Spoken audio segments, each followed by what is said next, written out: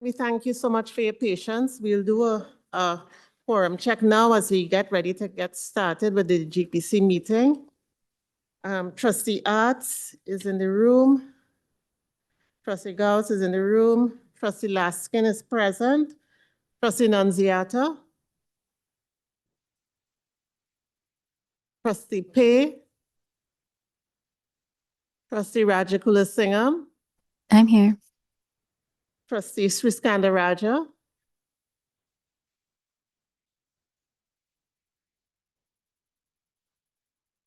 Trustee Shan, I see. I'm here as well. Thank you. Madam Chair, we have quorum and we could begin when you're ready. Thank you.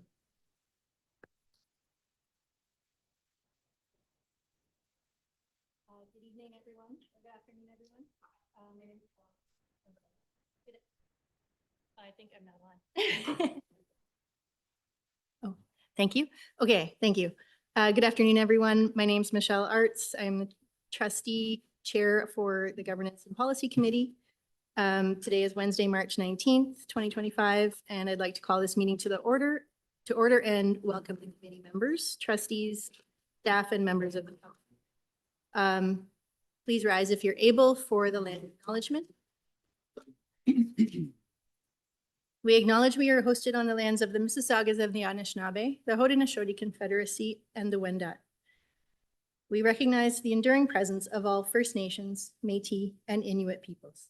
Miigwech. Okay, if trustees who are not members of the committee are online, could you please identify yourselves now? Trustee Williams here. Trustee Dawson is present. Trustee Trustee McLean King is present. King. Okay, thank you very much. I want to start with, before I get to the agenda, with a thank you to staff. Some of you know I am combating a sciatic nerve injury and I can't sit down, and staff found me this amazing desk that goes up and down. So today I will be standing for much of the meeting, and Trustee Ghost has graciously stepped up to co-chair with me. And if I need to walk away, then I'm going to pass the chair to Trustee Ghost. So the next item on our agenda is the approval of the agenda. So I need a mover and a seconder, please, of Trustee Laskin and Trustee Ghost.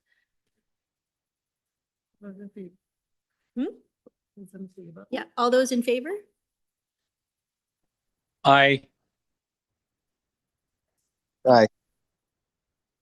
Trustee Laskin, yes, please. Thank you, Madam Chair. I'm not seeing any private section on the agenda. Will there be a private part of this agenda? And what time will that be? Yes, we will to private after, after delegations. I think that's just important for the public to know if we're going to immediately be going into private session with the approval of the agenda. Thank you. Thank you. Yes, sorry. All those in favor? Aye. Okay, thank you. Any opposed? Hearing none. Next on the agenda is declarations of possible conflict of interest. Trustees have had a chance to review the agenda and the recommendations. Are there any declarations of possible conflict of interest?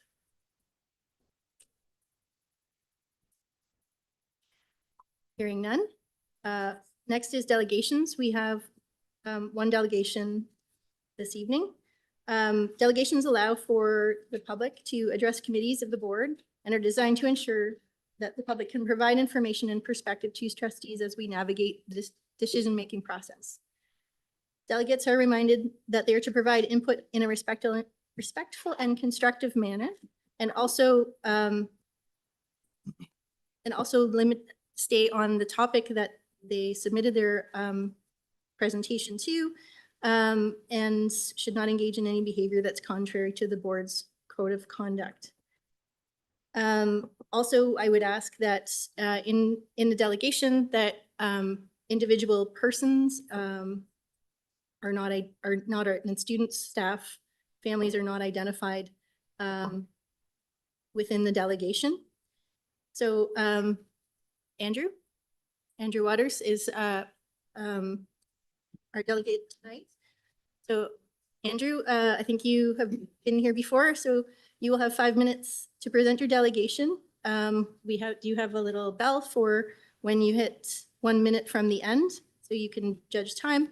And then trustees will have 3 minutes each for questions of clarification if they want. So please go ahead. Can you hear me? Great. So across the board, parents and caregivers are stepping up to support their children's schools, dedicating time and energy to parent school councils that promote a voice in education decisions making and accountability.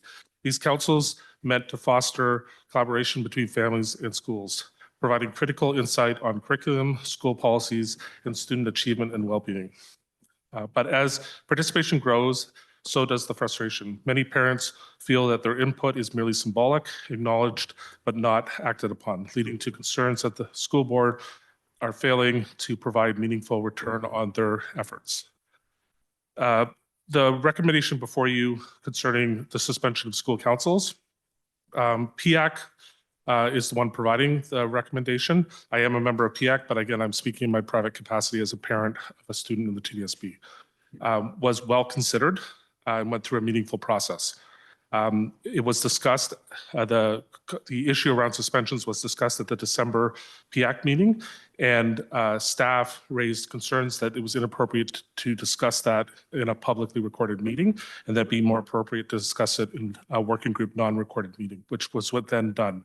But then at that meeting, the same staff indicated that this was not even appropriate to discuss it in this forum, and that there was likely no appropriate setting to discuss it. This is very concerning. This provides a perception of a faceless public bureaucracy telling parents that they are not accountable to anyone and that the decisions they make have no appeal process. We, at that meeting, asked how many councils had been suspended or disbanded in the past 2 years, and staff indicated that they did actually not know that, which is very concerning. I think if we turn back more to a positive perspective around school councils, school councils, power of the parent school councils, when they work at their best, school councils create a bridge between families and school administrators and allow for an opportunity for engagement, authentic engagement.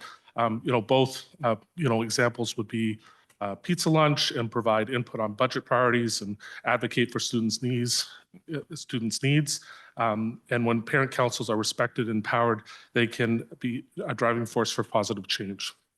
The frustration piece is, again, the TSB is a $3.6 billion organization and sets up a lot of barriers for parents and school councils to engage. And every time a barrier is put up, staff are paid and for their time being there, parents are volunteering. So if you put up too many barriers, eventually the parents disengage. And I've heard this both at board and from senior staff repeatedly, and it's in the academic literature, that one of the key determinants of student success is parent engagement. And, there is a profound frustration occurring at the school level, school board level. And then the last piece to discuss before I go on to the conclusion is really a need for accountability. So to maintain the trust and engagement, school boards must ensure parent school councils participate is more than a formality.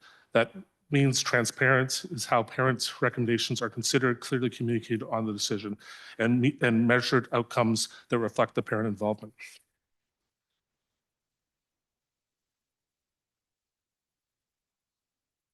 And lastly, the call for authentic engagement. As schools seek meaningful partnerships with families, the message to parents is clear. Participants must lead to real influence. Without genuine engagement, volunteer enthusiasm will dwindle, and that will make our schools less vibrant and make for less student achievement and well-being.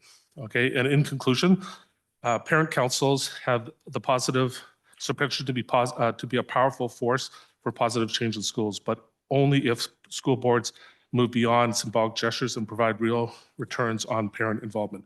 TDSB staff tell school councils the need to be inclusive, transparent, and accountable are the principles. TDSB and TDSB staff must also abide by those principles. For the system to work, engagement must be authentic, transparent, and above all, impactful. The touchstone to this conversation is the purpose of a parent school council, as per Education Act Regulation 612, is through the active participation of parents to improve pupil achievement and enhance the accountability of the education system to parents. Trustees need to answer the question, is the TDSB and TDSB staff accountable to parents and school councils as designed in the Education Act, or are school councils accountable to the faceless bureaucracy that has the power to disband them at will if this motion is not considered? Thank you very much. Now is the opportunity for trustees to ask questions. Are there any questions from Mr. Waters? We have trustee Laskin. Thank you very much, and thank you for your deputation. And as a trustee who cut her teeth on school councils decades ago, I appreciate the involvement. I just wanted to clarify, however, in your beginning, you talked about that you feel that your input is symbolic but not acted upon. And then you mentioned clauses out of school councils about enhancing accountability of the system, which I completely agree with. But one of the other key provisions is school councils are advisory. So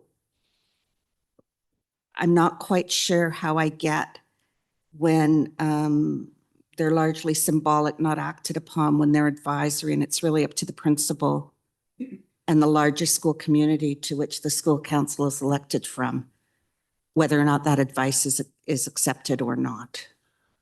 I guess I would say two things. So specifically to the motion you guys are discussing is allowing the TDSB staff with no third-party process to have the ability to disband a school council will have a chilling effect on parents wanting to provide advice.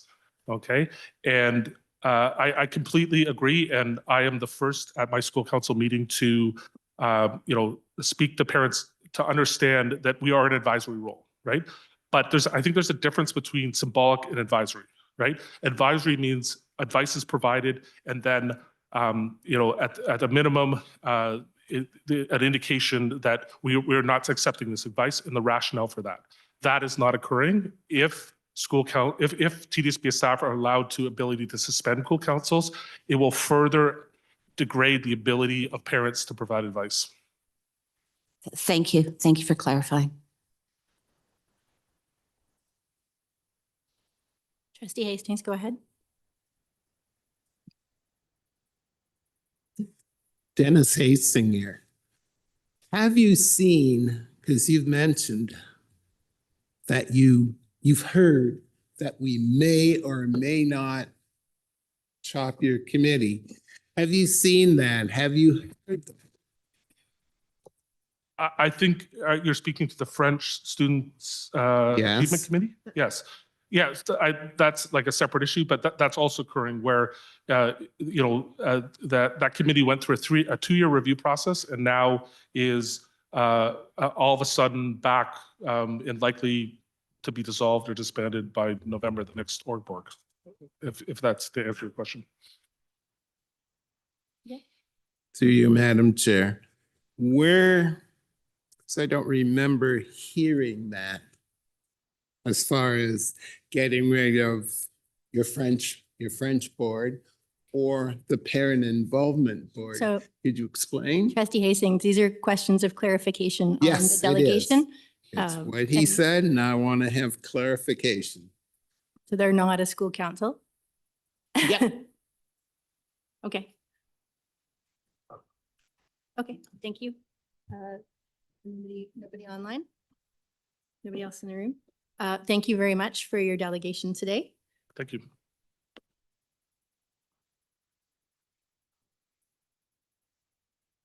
So now it's our intention, because 2 of our items today have legal. 2 of our items have legal advice. So we need to move into private. So who needs to stay in the room for this? Approximately how long it would be to tell our members? About how long will it be to let our members? Probably take a half an hour. Yeah, this, the private session will probably take about half an hour.